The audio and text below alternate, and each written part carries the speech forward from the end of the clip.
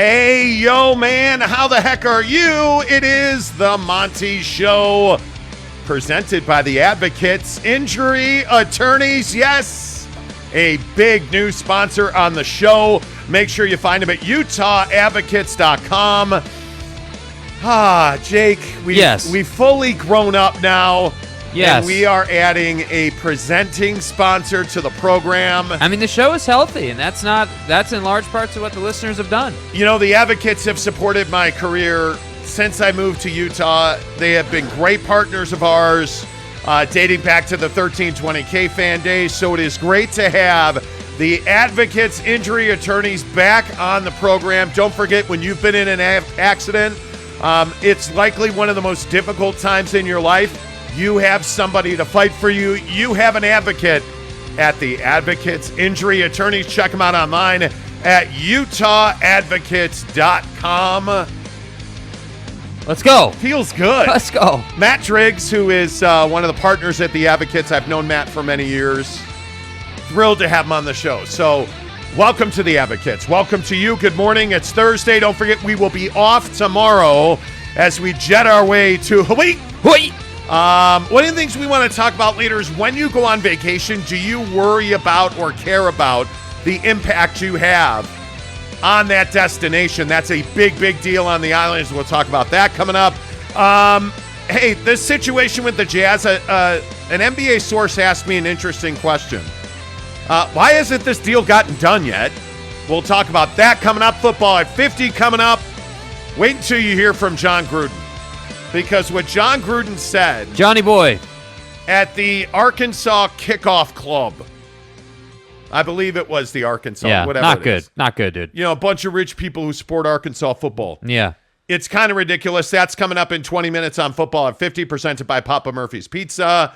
But right now, let's get into the Big 12, because I actually think this is a really interesting conversation when it comes to what is it that the Big 12 is doing right now, and how stable is the Big 12? And one of the questions that's come up so often lately is, especially in the news yesterday, that the Big 12 was opening TV negotiations.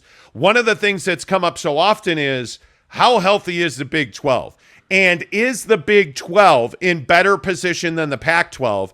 And Jake, when I ask you that question straight away, is the Big 12 in better position than the Pac-12? What are your thoughts? Yeah, I think absolutely the Big 12 is in a better position than the Pac-12. I do think, though, that their situation is multi-layer. And what I mean by that is, I think that you have this situation where next year you're adding, BYU and a couple other schools to the conference. So you're in great shape as far as that's concerned, and in really expanding and adding new lifeblood to the conference. So I think you're in great shape as far as that is concerned.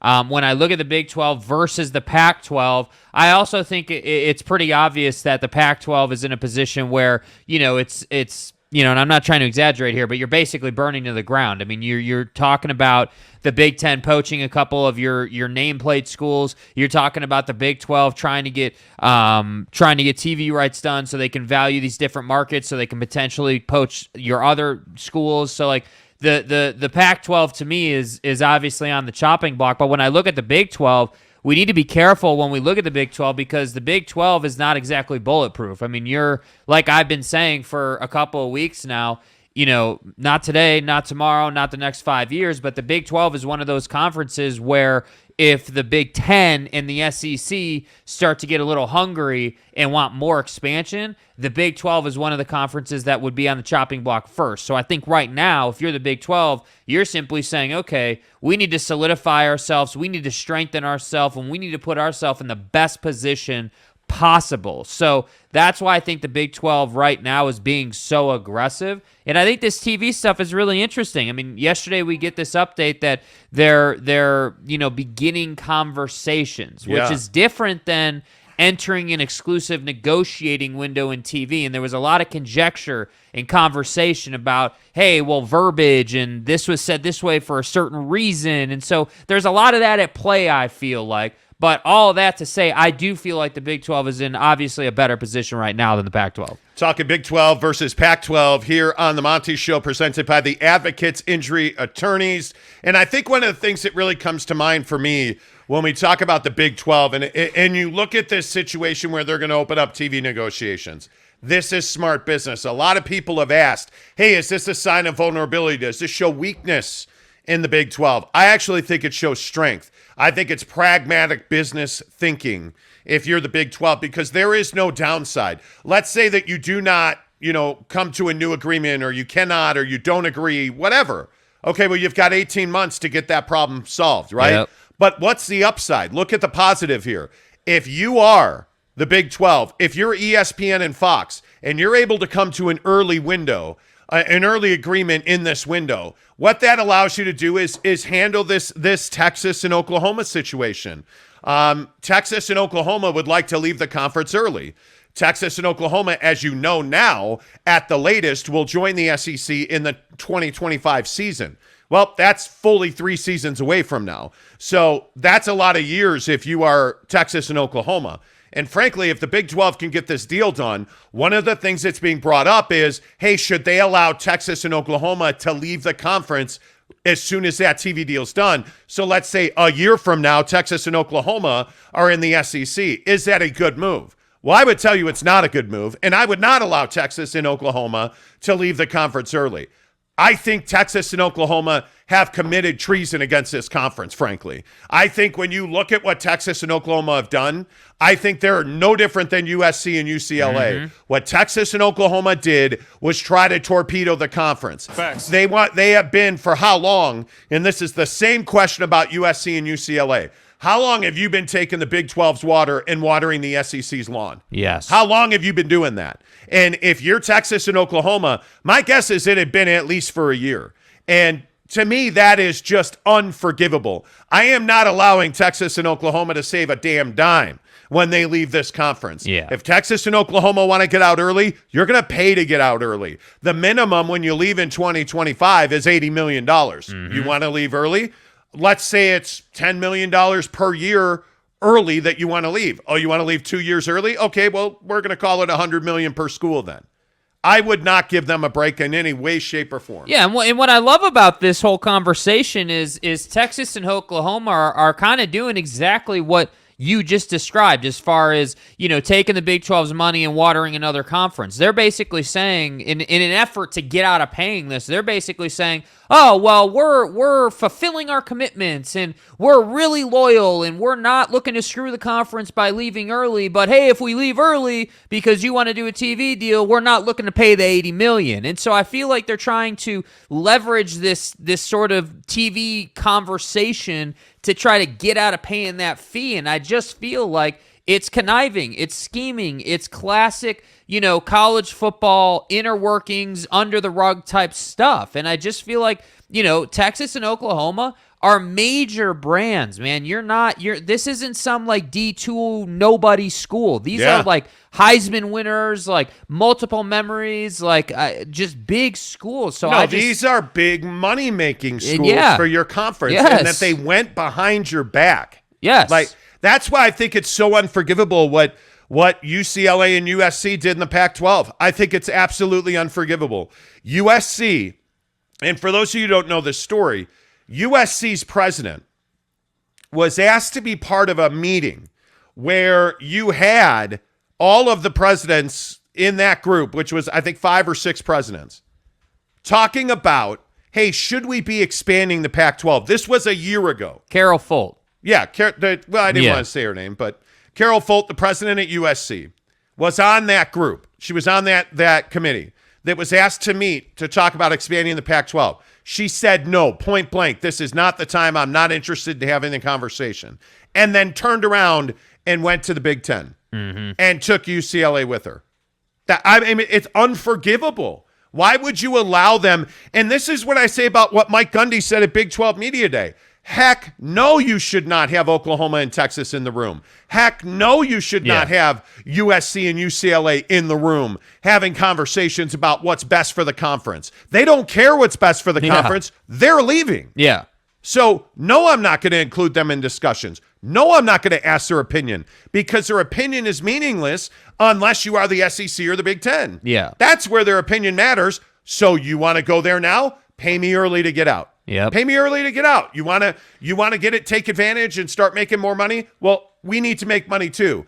I would not give them a discount of any kind because the other thing we got to talk about here is the health of the Big 12 is remarkably strong considering Texas and Oklahoma are leaving. And if the Pac-12 wants to survive, they ought to take a look at what the Big 12 did.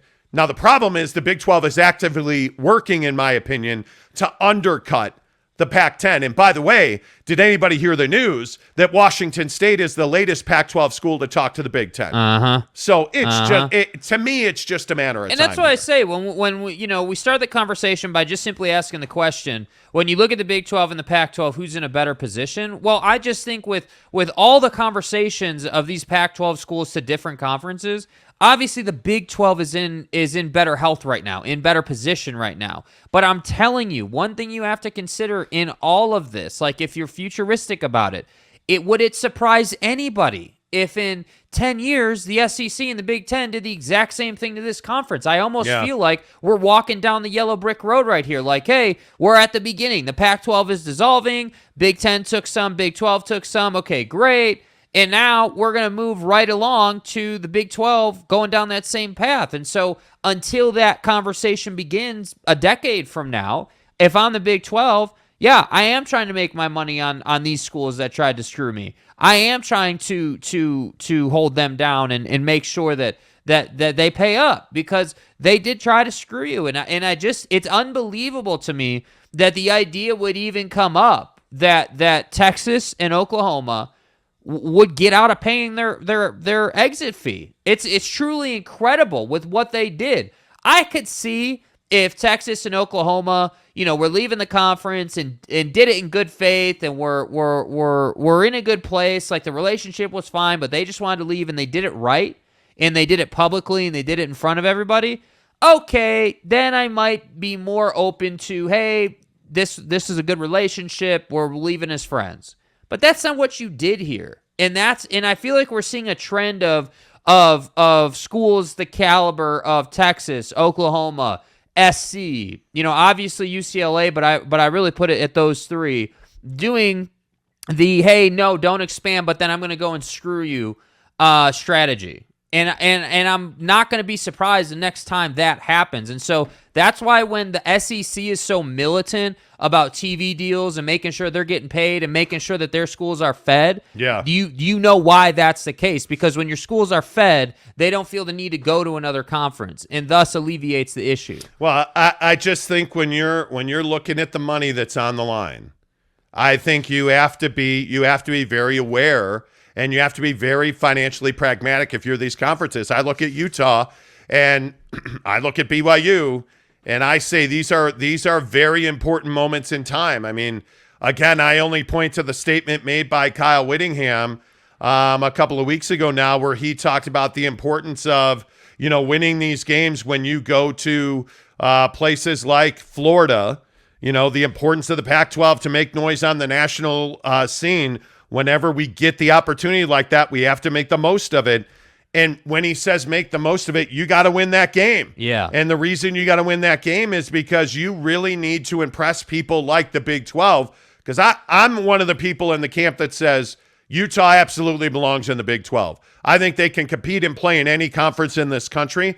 Their best fit feels like the Big 12 to me. Yeah. And I think when you look at what's on the line for Utah at Florida this weekend, they're a 3-point favorite, 5 p.m. kickoff Mountain Time in Gainesville on Saturday. This is a massive, massive football game. And I don't know that you can quantify the importance of this game. I don't know that you can quantify the ability of Utah to make an impact on those decision makers in the Big 12. I don't.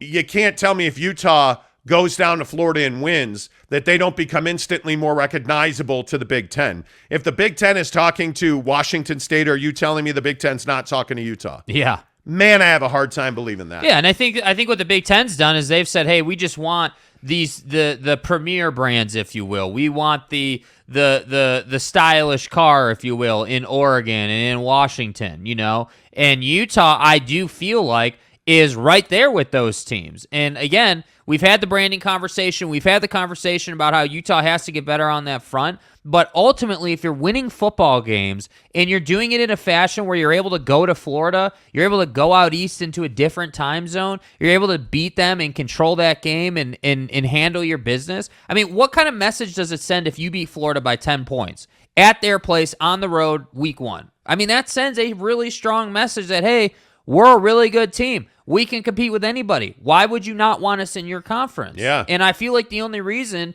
the Big Ten doesn't want Utah in its conference is because it's Utah. It's not the sexy pick. It's not Seattle or LA or Portland or whatever. It's not technically a major market by Big Ten standards. But Salt Lake is a major market. And at some point, I think Utah needs to help itself and get that side of the business going, because it's moments like this where you look back 5 years from now and you're like, damn, dude, like we could have been part of that $7 billion TV deal. We could have been part of a $10 billion TV deal, and we didn't make that money. Instead, we're wherever we are with the Big 12. Yeah, I just think you have to really – this game is huge for Utah.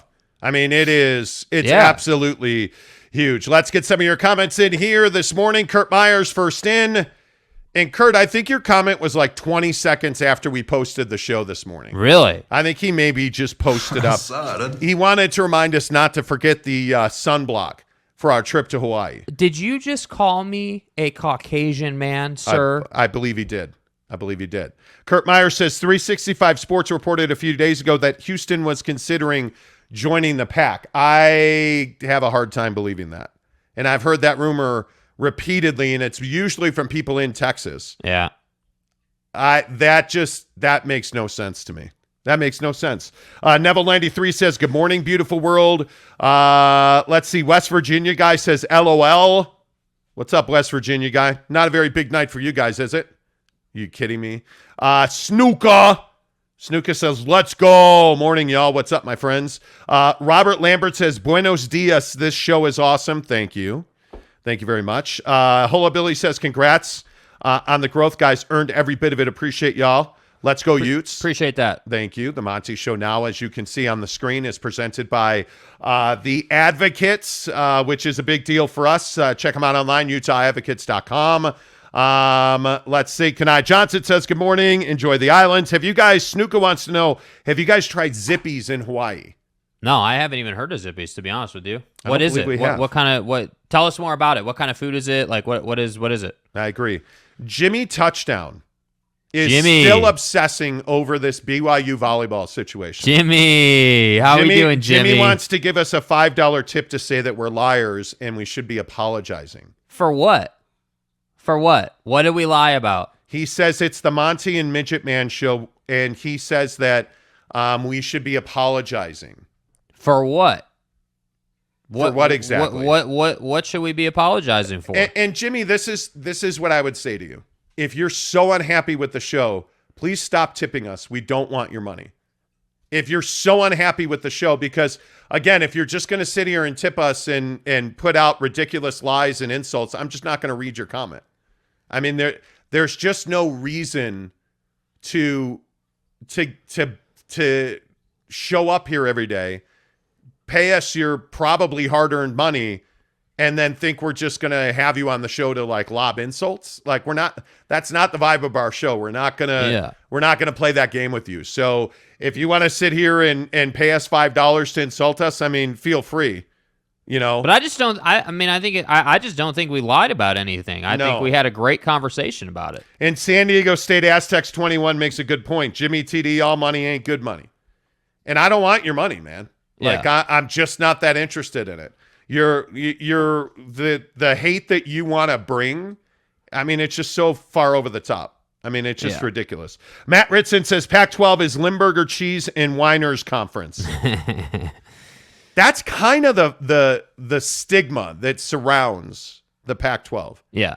the wine and cheese Napa crowd. Yeah, and I think the problem is that you don't. This is kind of what I was saying about the SEC. You notice we never hear these conversations about the SEC, right? Like we never hear, oh well, this team's leaving and they don't want to be here, and they said no, don't expand, and then they screwed the conference. Well, you don't really hear that about the SEC. Well, why is that? Because the SEC wins the biggest football games, they play in the most games of leverage, and they pay their schools. That's why. And I think it's incredible to me that for so long, the Pac-12, right, formerly the Pac-10, and now, we're heading to the Pac-8, I guess, for so long didn't prioritize winning, didn't prioritize making money.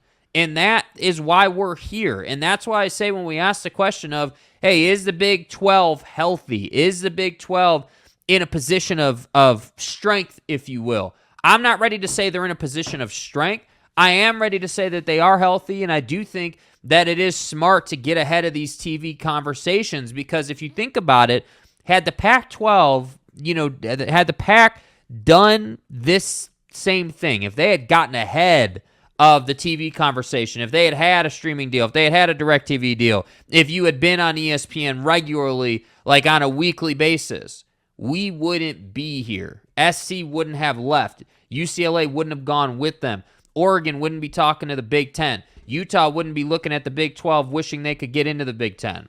That wouldn't be taking place. So I think the Big 12 is fine, but the Pac-12 thing is just still so disappointing because they could have been so much more. All right, let's get to football at 50 every hour, 10 to the hour right here on Monty in the Morning, when we bring you the biggest stories in football, presented by Papa Murphy's Pizza. Papa Murphy's Pizza, take and bake pizza at its finest. Let's go. Absolutely make sure you join us at Barbecue Pit Stop on September 17th as we give away our trip to see BYU and Notre Dame at the Shamrock Series in Las Vegas on October 7th and 8th.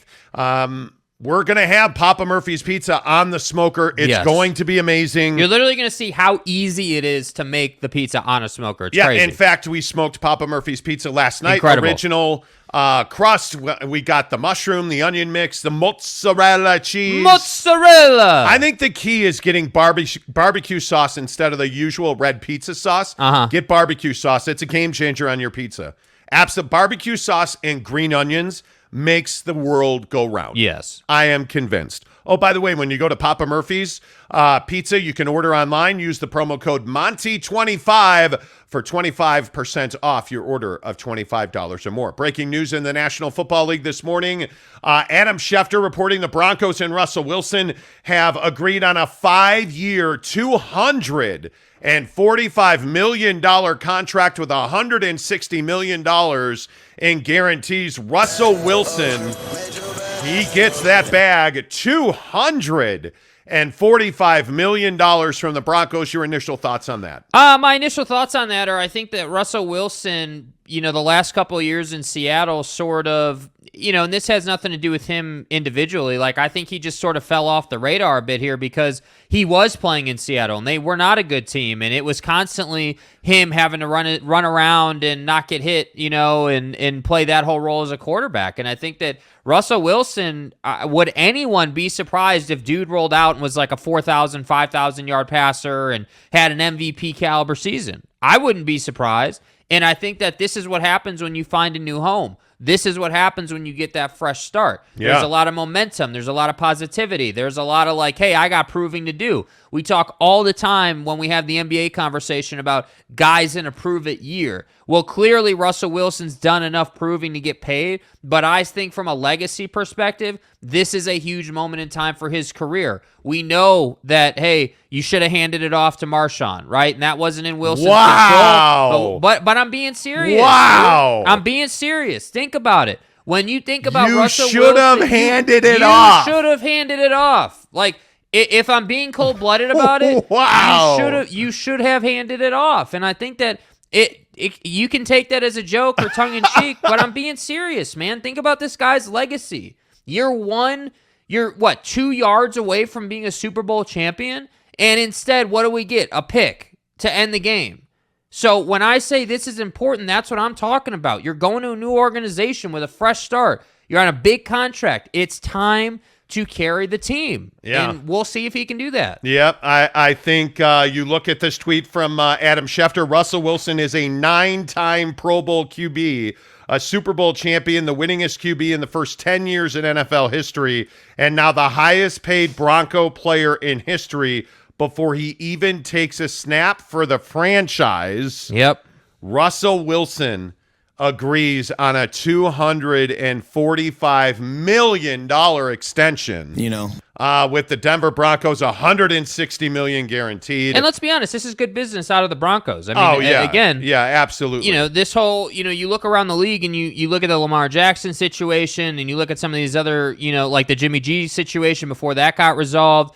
You either have a guy or you don't. Like, the teams that have bona fide starting franchise-level quarterbacks are successful, and the teams who don't have that, or the teams who are in limbo, are not successful. So, to me, this is just good business. You went out, you traded for him, get it done. Lock him up, and then move forward. I love this deal. Football 50% by Papa Murphy's Pizza. Check them out online, papamurphys.com, and use promo code Monty25 for 25% off your order. I think, obviously, one of the other bigger stories in football right now is this John Gruden video. And I want to play this video because I think it's really important to understand where John Gruden's at. And what I think is so interesting about this John Gruden video is just the level of emotion that he has when he's talking to this football club. Well, I appreciate it. I'm not going to say anything but honest things here. I'm ashamed about what has come about in these emails, and I'll make no excuses for it. It's shameful. But I am a good person. I believe that. I go to church. I've been married for 31 years. I got 3 great boys. I still love football. I've made some mistakes, but I don't think anybody else in here hasn't. And I just ask for forgiveness, and hopefully I get another shot. There you go. John Gruden at the Arkansas Razorbacks Touchdown Club. I mean, he says he goes to church. He goes, I'm a good person. I go to church. Well, there's a lot of bad people who go to church. Yes. I mean, what does one have to do with the other?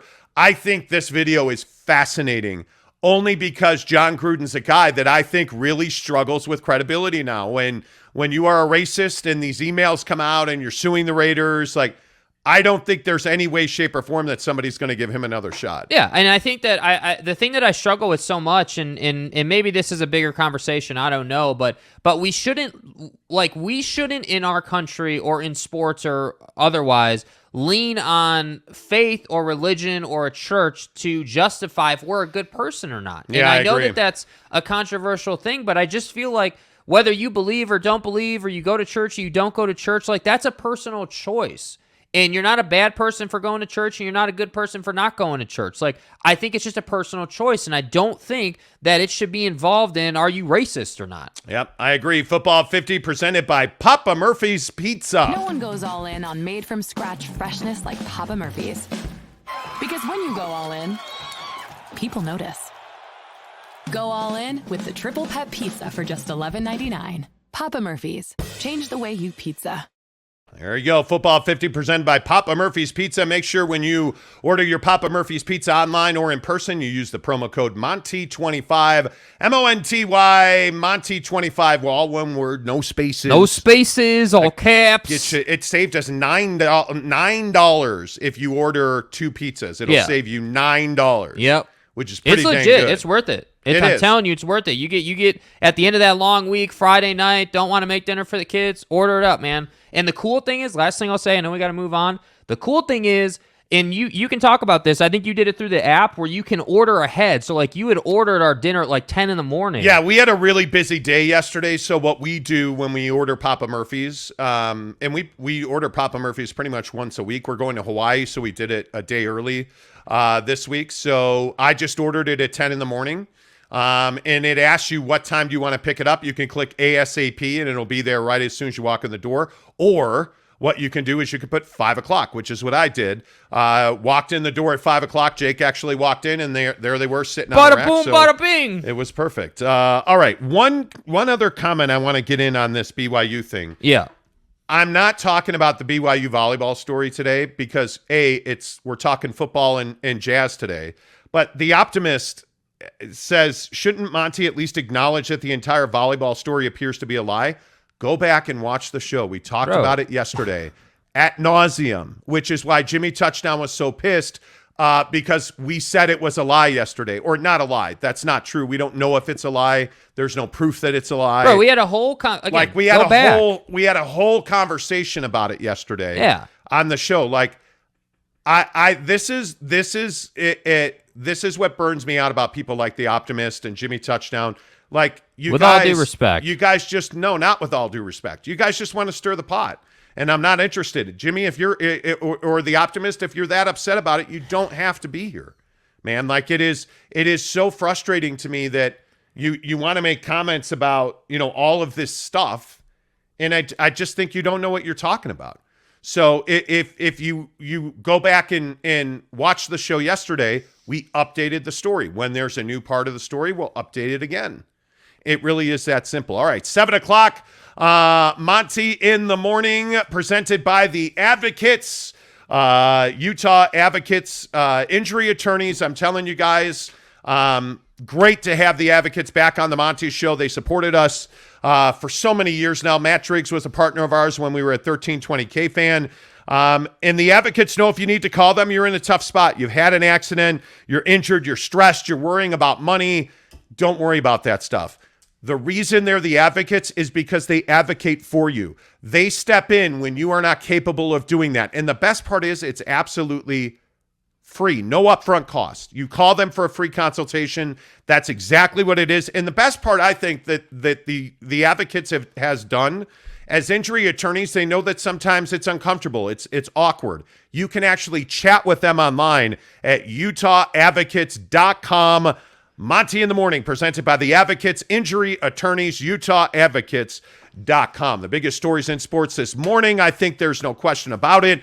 The Big 12 and all of these talking points around what the Big 12 is doing right now. This TV thing combined with what's going on with Texas and Oklahoma now. The news came out yesterday from preThe at ESPN that the Big 12 wants to open early negotiating windows with ESPN and Fox. It feels almost exploratory at this point. Mm-hmm. And what they want to do is they want to value their properties and figure out what the value of potential new members are. So if you're looking at San Diego State, Utah, let's say, what are those schools worth to a TV network like Fox and ESPN? It's smart business, in my opinion. But what do you get? All of a sudden, you get Oklahoma and Texas, who cannot wait to bail for the SEC. You get Oklahoma and Texas saying, well, if you're going to open up negotiations early, we're going to bail right now. Well, au contraire, my friends, it doesn't work that way. Mm-hmm. For those of you who don't know, Oklahoma and Texas each owe $80 million to leave the conference early.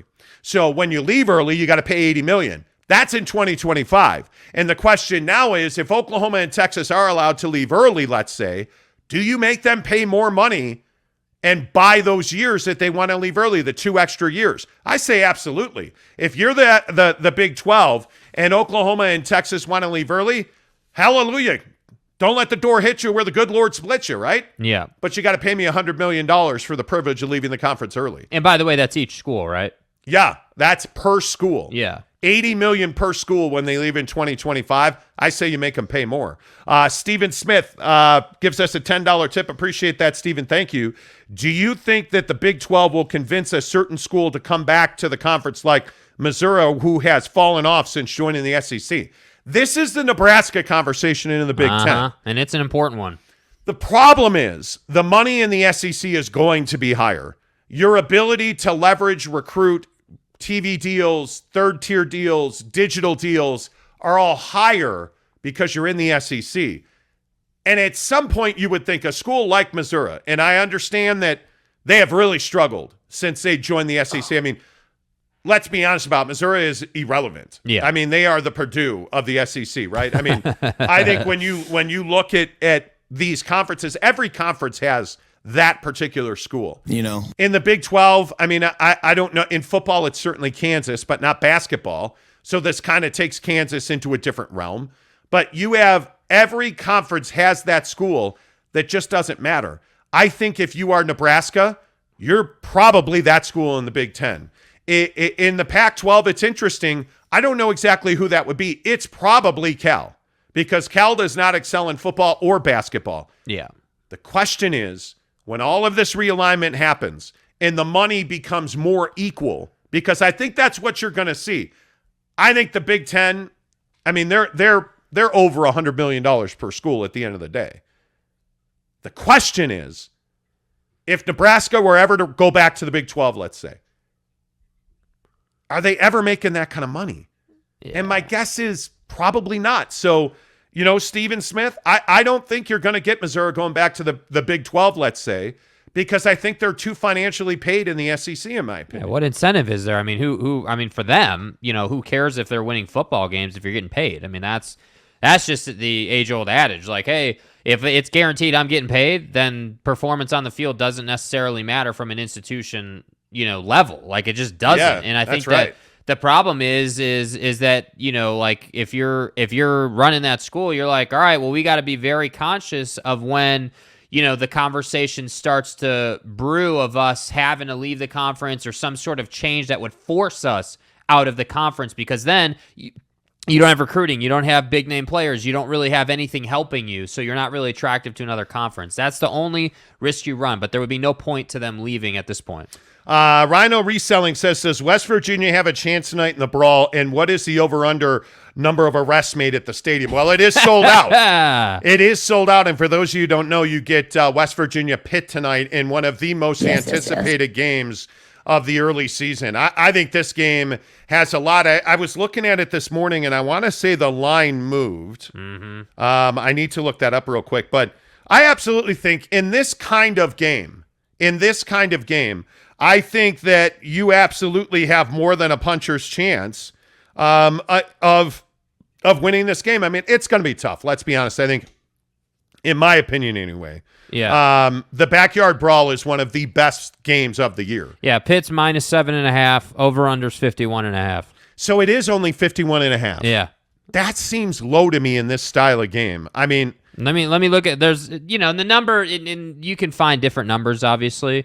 So let's see what a couple other people are saying. Like, yeah, I see 7.5 pretty consistently, actually. I think it's great to have this game back on the college football schedule. Yeah. I think it's great that it is an early game in the season, because I think both of these teams need a good push.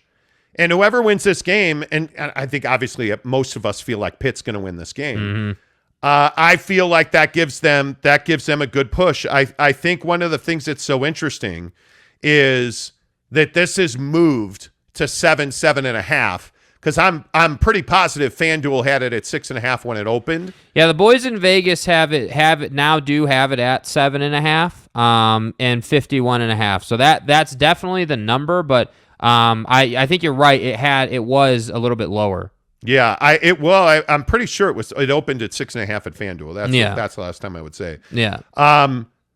It's been too long. I think it's been, isn't it 10 years, 11 years since this game's been played? I mean, like, Pitt's always had the upper hand, it feels like. We'll see what exactly happens. I just think that, you have to find a way, in my opinion.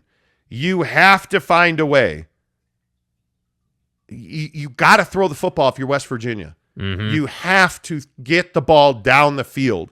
If you are going to have a chance, you have to have a big night. I just think... So, they haven't played since 2011, so you were correct. So it is 11 years. Yeah, it's been quite a minute. West Virginia has won each of the last 3 meetings in the series, but Pitt leads the all-time series 60, by a lot. 61. They're 61-40 in the all-time series. Lot, so I mean, they have obviously dominated the matchup. But I think this particular matchup sort of, I think, can play into the expansion conversation, because we get, like, if you think about it, this Big Ten thing where you're having SC and like, let's say Ohio State play, like, that's the kind of matchup every college football fan wants. When I look at the Big 12, Utah and BYU being able to play the Holy War every year is exactly what every college football fan wants. And so when I see matchups like this that are basically rekindled and brought back to life, I love it. And I think that the sport is now starting to understand that, hey, it's not good enough just to have some rando football game on TV. We need to create an environment for marquee, no doubt about it, must-watch matchups, and that's what this is. Your favorite quarterback ever is a guy named Keaton Slovis. Mm-hmm. He sucks. Yeah, he's not my favorite quarterback. Jake and I routinely talked about Keaton and his inability to lead USC. Well, now I think when you figure out he's stepping in for Kenny Pickett at Pitt. Yep. I mean, Keaton Slovis, they're going to have to protect him because he's not a guy you want running all over the place. He's certainly not a guy you want throwing under pressure. It's going to be interesting to see how Keaton Slovis fits into that whole system. But, I think one of the things that's interesting is that I want to say that Pitt's O-line was 23rd out of 64 last year.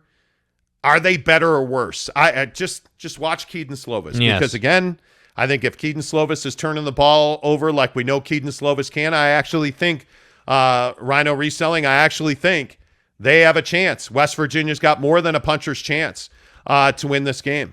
So it's going to be very interesting to see how all of that turns out. Don't forget, we are sending 2 listeners to see BYU and Notre Dame at the Shamrock Series in Las Vegas, Allegiant Stadium, October 7th and 8th. And it is all presented by our good friend Devery Davis at Academy Mortgage, NMLS number 278545. Here's how you enter this contest. And I want to make sure that we understand the importance of this deal because you are really in your last weeks of opportunity to get to any of the 5 barbecue pit stop locations in Utah, Layton, Lehigh, Logan, Salt Lake City, right there in Murray, and St. George. And by the way, shout out to Kenny from St. George, who told me he went into barbecue pit stop in St. George and entered the contest. Love you, dude. Love our St. George listeners. Let's I know go. we have a mighty contingent. It's about 3,000 of you. Down and in we love Southern every Utah. one of you. We love you guys. Thank you so much for supporting the show. Get to Barbecue Pit Stop. Fill out the slip online. Chat with them online at bbqpitstop.com. You can absolutely engage with the guys on their website. Super easy to do. But I'm telling you, you're going to go to Barbecue Pit Stop to get the rubs, the spices, the seasonings. You're going to do that. Look at the smokers. Go and look at the Timberline series. And again, I'm just going to keep saying it. We gave away a Traeger Ironwood series on this show. Chris Karn won it. Chris Karn, Arlington Bears won it. We've had in the last couple of weeks, we've had 2 of our listeners go into Barbecue Pit Stop to enter our drive-away contest, what he was just talking about. But simultaneously, when they went in, Barbecue Pit Stop was giving away smokers. And what do you know? Just by some magic fairy dust, holy cow, 2 of our listeners actually won smokers. Like, they walked out with a smoker. Incredible. So that's what I'm saying. Go in there. Check it out. Even if you don't win the smoker, the Italian Chop House seasoning is a must-have if you're a wing fanatic. No, I'm telling you, the best seasoning in any barbecue pit stop is the Kinder Taco seasoning. Well, that's true. I'm telling you, right? It's true. We make ground turkey with the Kinder Taco seasoning. It's a game changer. Now, having said that, wings on the smoker with the Chop House Italian Kinder seasoning. And I'm a Kinder guy. There's 1,000,001 flavors, rubs, spices. Yeah. We use their the rub for the, oh my God, not broccoli, but the white one. Cauliflower. I'm old. We're getting old, Mike. Their cauliflower crust. Yeah, that's phenomenal too. Steve, the founder and owner of the Barbecue Pit Stop in Lehigh. Yeah, just gave us this crust, this rub, this batter almost, and it's amazing. Anyway, and that's one of my favorite things about Barbecue Pit Stop because I'm not a vegetable connoisseur. I don't love vegetables. I don't like eating them. But the seasonings and what you can do on a smoker with vegetables makes it a lot more palatable. So that would be the other thing. Look at our guy, John Jackson. Yeah, what's John got to say? I stopped by the Layton Barbecue Pit Stop, entered my name. Awesome experience in there. I spent an hour there talking about smokers. I'm ready to get one now. Let's go. Thank you. Let's go. I hope, John, man. I hope to see you on the 17th, my guy. Yeah. Let us show you how to smoke pizza. Let us show you how to smoke wings, man. So enter to win. at any of the barbecue pit stops to win the trip to see BYU and Notre Dame at the Shamrock Series in Las Vegas. Yes. We're going to pull the winner at halftime of the Oregon BYU game on September 17th, which we will be watching at Barbecue Pit Stop in Lehigh with all of you as we smoke pizza and we smoke wings. It's going to be amazing, and it's all presented by Devery Davis at Academy Mortgage. He's our mortgage guy. I'm telling you, if you have not talked to Devery Davis yet, I am not sure what you are waiting for. You're listening to The Monty Show, my favorite peeps. I'm Devery Davis with the Davis Lending Team, powered by Academy Mortgage. Whether you're a first-time home buyer, you don't know what you're doing, you bought multiple homes, second homes, investment properties, multifamily, we've got you covered. Our office consists of everybody it takes to do your loan, from processing to underwriting to doc departments. We do it all right here. We're not waiting on Tucumcari or Walla Walla, Washington to answer an email. We take care of it here. The housing market's changed. Prices are dropping. It's the greatest time to buy a house. There's no such thing as a dumb question. If you have any questions, you give me a shout. I'll walk you through it. Have a great day. Tell my money guys I said what's up. What's up, Devery Davis? What's up, my man? I love that he says my peeps. Walla Walla, Washington. 801-543-9666. NMLS number 278545. Even if you just have questions about your mortgage, call Devery Davis no matter where you are. If you're not in a place where he can write a loan, he'll refer you to one of his guys. He knows people across the country. Call Devery Davis, 801-543-9666. I see a lot of you are commenting on college football. Arlington Bear says, I'm smoking wings pregame Saturday, boys. Let's go. Let's go, baby. Let's go. Greg Dismuke says, stop the cap. What does that even mean, dude? I have no idea. I want to ask one question, and this is kind of off topic. Why do we have to talk in like coolingese? Why do we have to talk in like right? cool lingo and like stop the cap? Like, just share your thought. That's the whole point of the show. That's like, what I'm saying. what is it that you disagree on? Like, let us know. Then we can talk about it. But I don't know. I can't have a conversation about stop the cap. I'm not really sure what that means. Yeah, I agree. Kay Nurin says, the truth, the Big 12 could take San Diego State over Utah for the money. Kay is on this run of saying that Utah does not belong in the Big 12. No, San Diego State. Snapdragon Stadium. Come on, man. What are you talking about?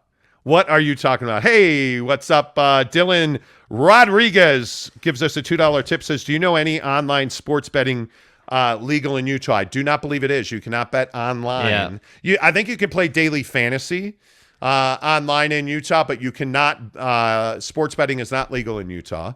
Yeah, unfortunately. Unfortunately. Kay Nurin says, thanks for talking BYU yesterday and being honest about what happened. People should always check the facts before jumping. I mean, maybe we need to get into it. I don't know. I don't think we know what happened with Duke volleyball. Yeah. I don't think we know. Did it happen? Did it not happen? I mean, the evidence is going. We went deep on it yesterday. I'm telling you, We did. like go back after the show today. Go back and play that video. I'm telling you, we went deep in it. We talked about everything from lack of video evidence to what happened with the guy approaching the athlete after the game, and like we talked about all of it. So go back and check it out. Yeah, and I encourage you to be open-minded about stuff like that. Let's see. Patrick Bourne says, so did the Big 12 fall apart? Just got in and just pressed like. Appreciate you, Patrick. Good to see you. Appreciate you, bro. A lot of people are asking about the thumbnail today. A lot of people have been like, oh, what are you doing? You're here because of the thumbnail, right? That's what the point of the thumbnail. Look, YouTube is a business. We're not going to sit here and sugarcoat it. YouTube is a business. We're talking about the Big 12, adding teams, subtracting teams. We're talking about Oklahoma and Texas leaving or wanting to leave early and not paying the $80 million. And frankly, the cojones of the conversation is the Big 12 in a position of strength? Or are they in a position where they're trying to get to that strength and that reliability? And I think this Texas and OU story yesterday really sent a lot of people into panic mode. Yeah, which I don't understand. Like when I look at the Texas OU situation, nothing's changed. They just want to leave early. You're getting a divorce. You want to get married to your new wife. Okay, knock yourself out, dude. But you're going to pay Texas and OU. Each one's going. You want to leave now? You want to leave next year? Pay us $100 million. Cough it up. Hasta la see ya. Like, that's what this is. Yeah, dude. This is no different. Texas and OU saying they want to leave now is no different. They can want to leave, right? I want to be 135 pounds in a runway model. That's never going to happen, right? Like, I mean, this is not rocket science. Yeah. And I feel like it's not rocket science. If I'm being honest, I feel like all summer long with what the NBA offseason has done, we've been talking about people wanting to leave their contracts early like the entire summer. And it's just so funny how this works in our world now. We think that it's almost like institutions and Kevin Durant level players in the league think that you can sign paper and contracts and commitments, and somehow that just doesn't matter. It doesn't, like, it's incredible to me that Oklahoma and Texas not only are asking to leave and not pay that money or pay a much smaller fee, let's say, they're not only asking for that, they're saying, hey, it doesn't matter that we tried to screw you. We're just trying to jump ship here, And publicly in the media, furthermore, they're trying to gift wrap this as saying, hey, well, we're trying to fulfill our commitment. We're happy to stay, and we're great, and we'll stay till 2025. It's totally fine. Even though you're doing the exact opposite behind the scenes. You're doing the exact opposite, at the level where your average football fan isn't going to go and hunt that story down find out what you're trying to do. Exactly right. That's what I have a problem with. Yeah, and I just think the panic right now, look, I think we've been pretty consistent in saying the Big 12 is in a far better position than the Pac-12. Mm-hmm. OU and Texas leaving you're never going to match that brand, right? Yeah, I mean, BYU, UCF, Cincinnati, Houston, coming into the conference isn't going to replace OU and Texas. Mm-hmm. But the Big 12 was pragmatic and aggressive in adding those 4 teams. They knew what was coming. The difference with the Big 12 and the Pac-12 is USC and UCLA told nobody. They had no idea what was coming, and it's left them reeling. And now they're an unattractive property, whereas the Big 12 is a 6-foot blonde with curves who works out every day and squats 3 times a week. Right. I want that, right? Like, I mean, that's what the Big 12 is. If you're going to compare it, well, if you're going to compare it to the Pac-12, that's kind of what it is. That's the harsh reality of it is. I want it. And you can love it or hate it. The harsh reality of it is the Big 12 is far more stable than the Pac-12. Are we clear on that? Now, can the Pac-12 poach Houston, which is something a lot of people have talked about? I mean, it is what it is. Yeah. I just, Again, it's business, and I think that whether we're talking about Texas and Oklahoma leaving early, it's business. You want to leave early, you need to pay. Wow. San Diego State Aztecs 21 is a dream killer. Uh-oh. Says 135 pounds. Society says that's fat for a runway model. Did you just call me fat? Man. Damn.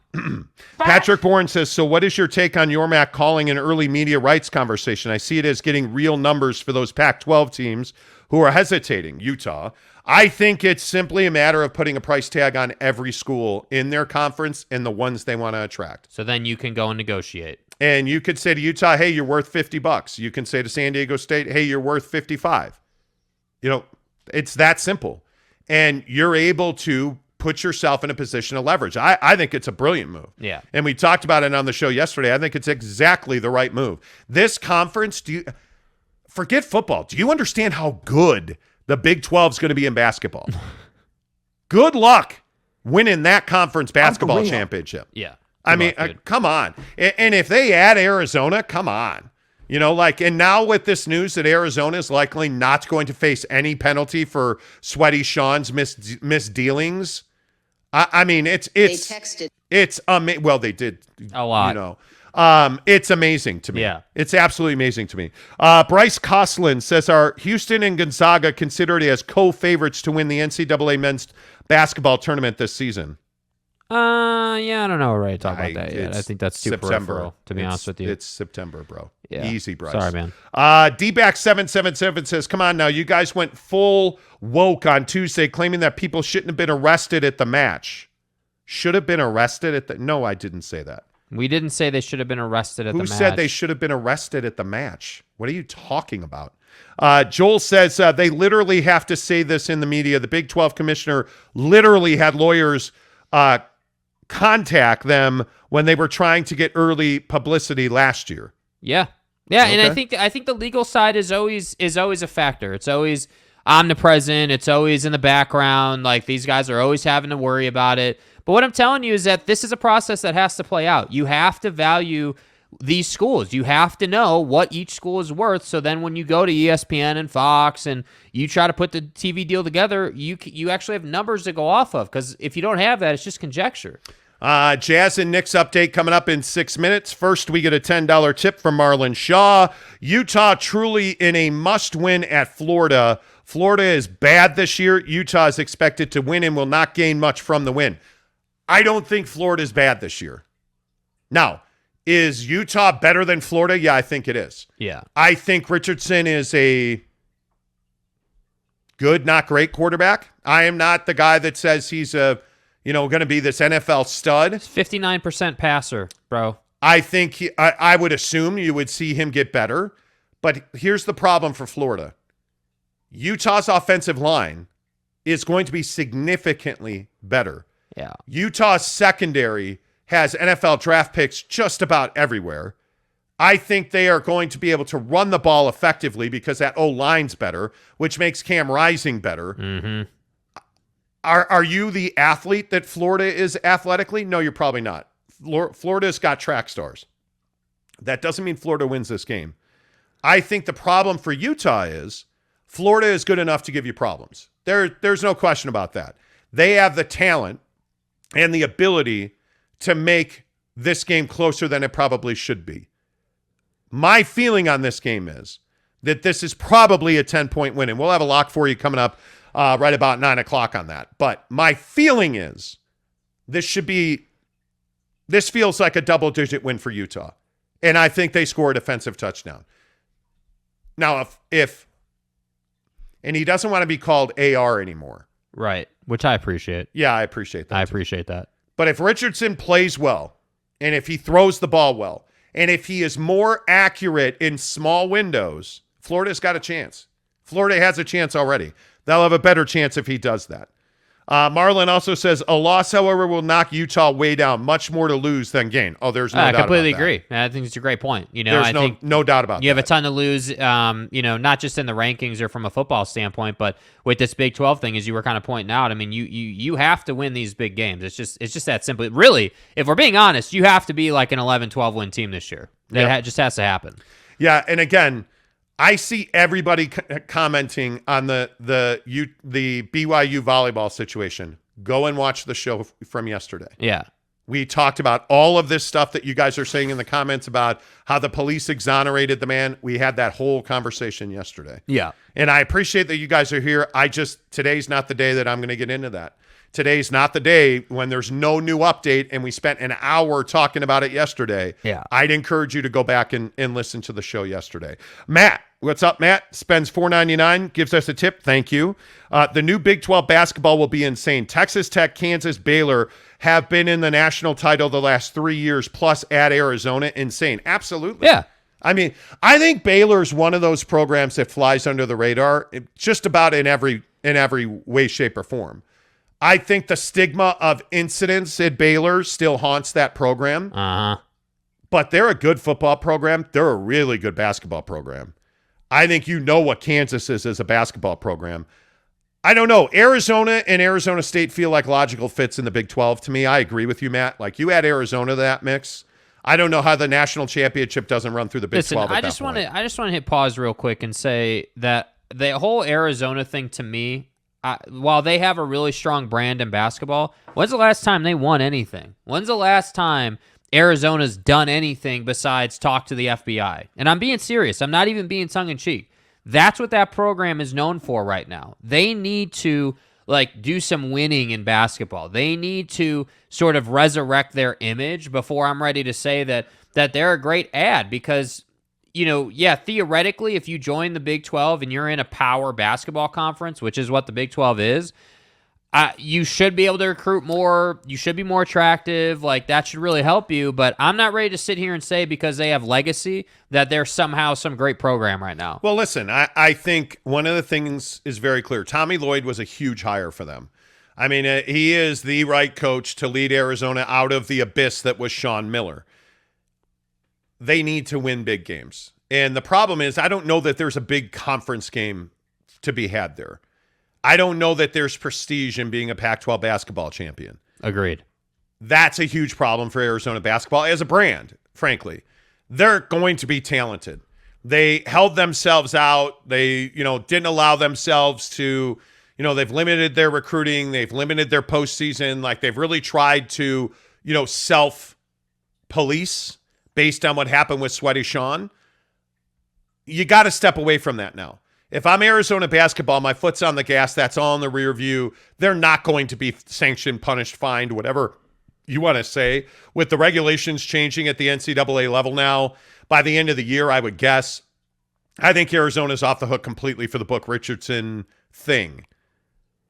You've got to leave that behind, and you got to start winning games. That's the only way to leave it behind, is to start winning games. Are they UNLV that never recovers? They're not. Are they SMU who never recovers? They're not. They should be heavily, heavily sanctioned for what they did. They won't be. They won't be.